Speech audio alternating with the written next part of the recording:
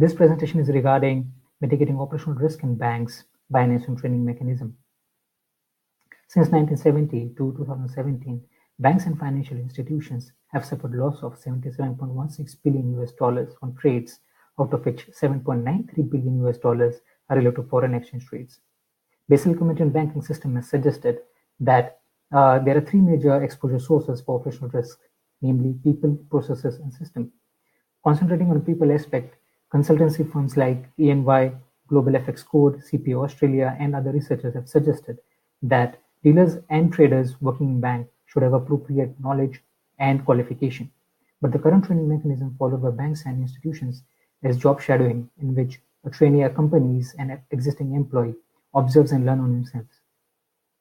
This training mechanism is inefficient itself because there's no monitoring and controlling on the information passed on by an existing employee to the trainee.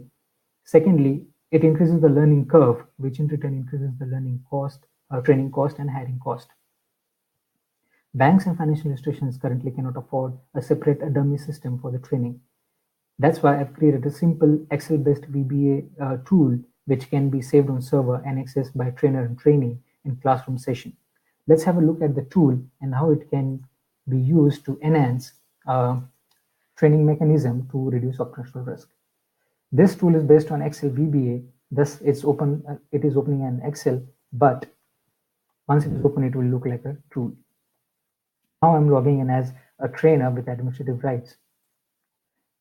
This tool has two windows. This is trainer's window and this is trainee's window. Trainee has access to only this window, this is trainee window, not to controllers or trainer's window.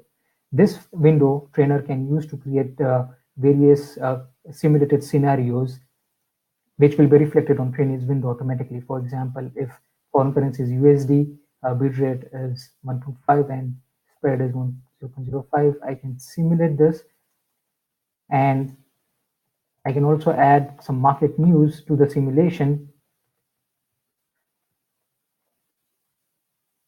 It is reflected on trainee's window.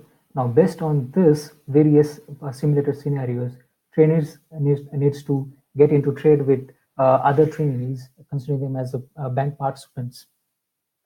Since simulation is done by the trainer, he knows that in which simulated scenario which trade is appropriate and can go back and provide feedback to the trainees. This will enhance trainees' trading decisions in various market scenarios and will help to reduce operational risk from people perspective. Thank you.